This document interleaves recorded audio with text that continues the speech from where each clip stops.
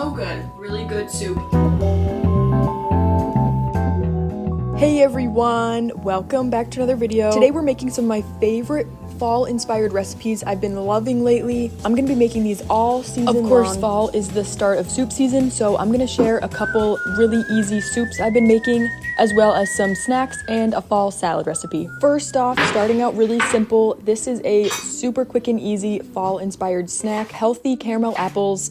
I used to absolutely love caramel apples as a kid. Anytime I would see them at a fair, I always had to get one. And this healthier alternative tastes almost identical to the real thing, but it is way healthier for you. The base of this caramel dip is gonna be medjool dates.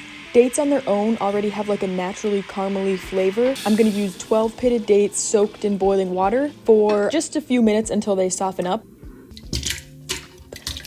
And then throw those into a blender along with about a quarter cup of raw almond butter and a pinch of vanilla beans, or you could use vanilla extract. That is it, so simple. Blend that up until it's super smooth.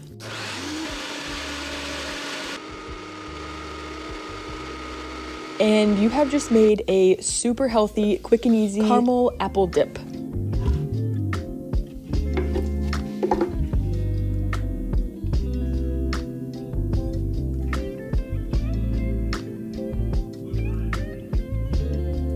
I don't know what it is, but this is just hitting the spot right now. It tastes exactly like caramel apple, but I feel like it doesn't taste like caramel on its own. It's just like with the apple, it like really tastes like a caramel apple. It is just so good right now.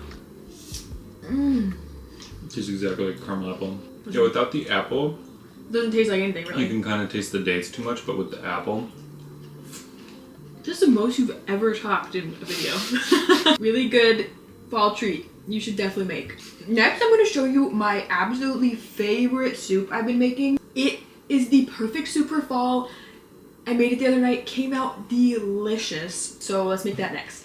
This is the perfect fall soup you must make this season. Absolutely delectable tomato harvest soup. This is the perfect blend of tomato and butternut squash soup pulled together with a creamy coconut broth, baked in the oven. So easy. I have these gorgeous tomatoes from the farmer's market. They are so flavorful. You'll need about 6 medium-sized tomatoes, 2 cups of butternut squash, half an onion, 1 carrot, and some spices. All roasted together in the oven in one pot.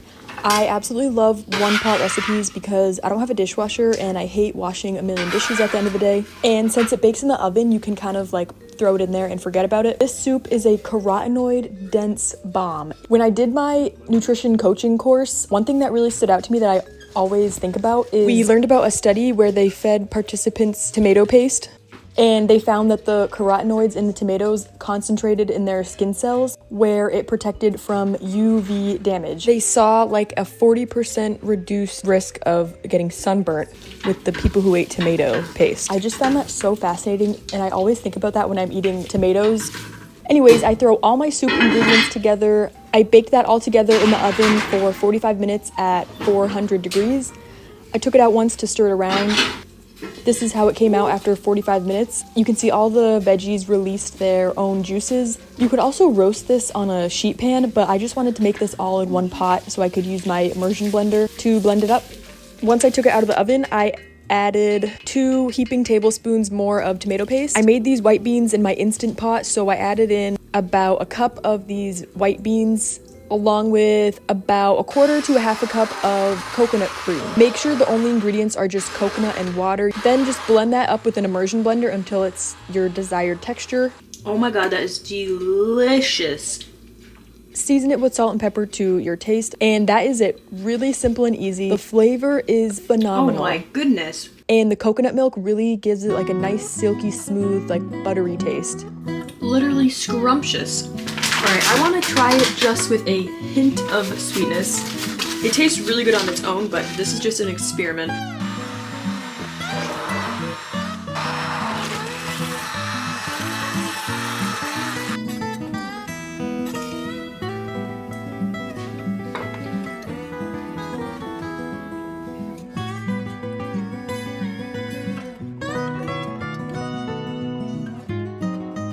I have some delicious soup for you. Delicious soup. Wait till you try it. It's really good. Really good soup, right?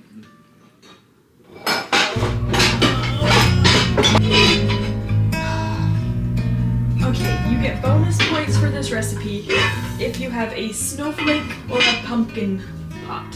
Seriously been making this recipe like 2 times a week.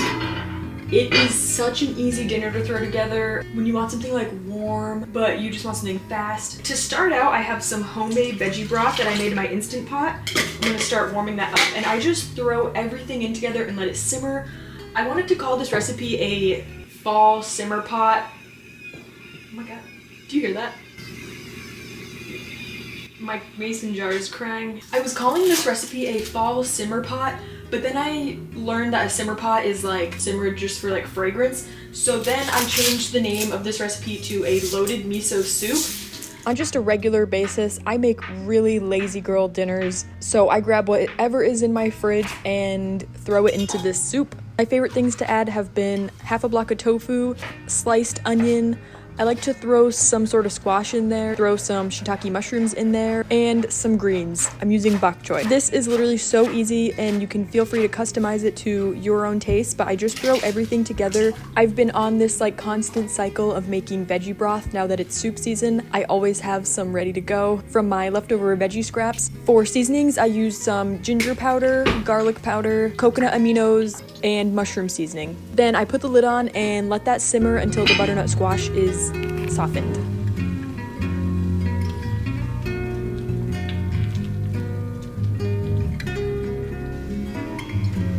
I ordered these noodles. I've never tried them before, but they sounded really good. My go-to is I'll use like a lentil spaghetti or buckwheat noodles, but today I'm gonna try out this one. Oh, this looks really good.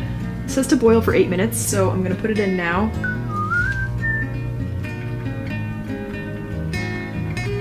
And this is how the noodles turned out. It's kind of looking like a Halloween soup. Of course, the star of the show is this miso paste. This is real, naturally fermented miso that I got from a local store. When you open the package, it smells like fermented alcohol. Like, it is real miso paste.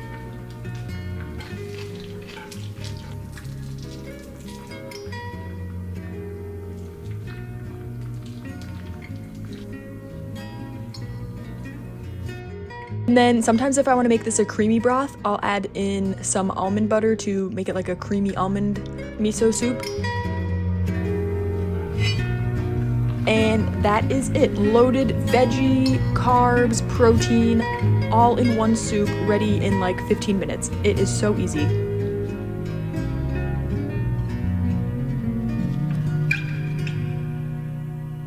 Next up, this is my fall harvest salad recipe. It tastes like all the flavors of Thanksgiving in salad form. I'm using a blend of shredded kale and Brussels sprouts as the base of this salad. I'm a big fan of like really finely chopped salads. It is my favorite way to make them. So I shred up the kale really small and then mix in my dressing. I'll share the recipe for this afterwards, but it's a really simple, no blender required mason jar dressing, and I just massage that into the kale really good to make it more palatable.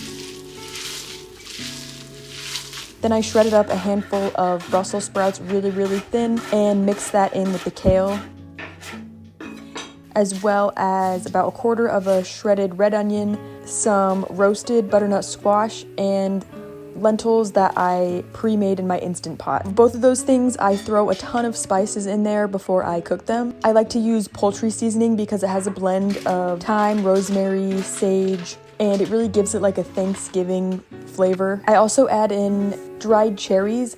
I like these more than dried cranberries personally, but you can either use cranberries or cherries. And I forgot to add it, but I also wanted to add in some pumpkin seeds into this salad. And then just toss all those ingredients together to get the dressing all mixed in. What I love about this salad is since it's all nice and chopped up really small, you get a bite of everything on the spoon.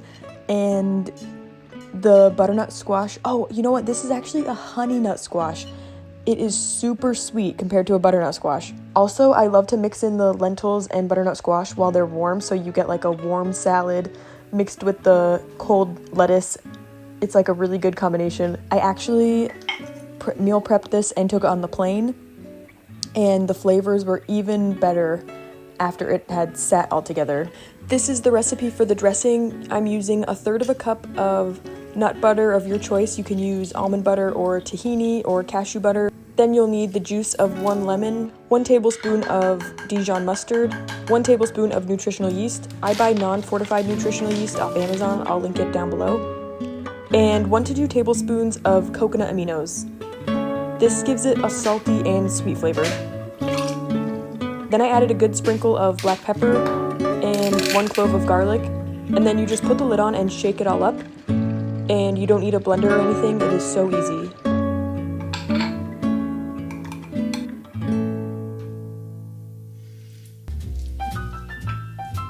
Lastly, I felt like I could not make a fall recipes video without including this delicious pumpkin pie ice cream that I created.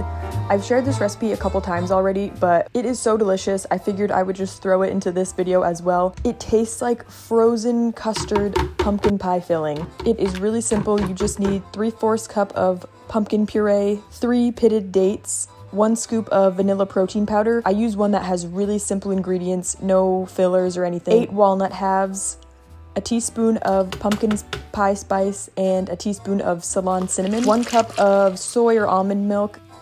Blend up all those ingredients and then freeze it overnight in your Ninja Creamy pint cup. I blended up twice on the light ice cream setting, and you have frozen pumpkin pie ice cream.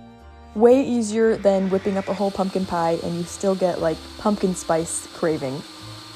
Okay, well, those are all the recipes I've been eating on repeat this fall. Check the description box if you want a written out version of any of these recipes. I'll post links to my blog posts, and you can print them out right from my blog. Thanks for joining me for another video. I'll see you next time.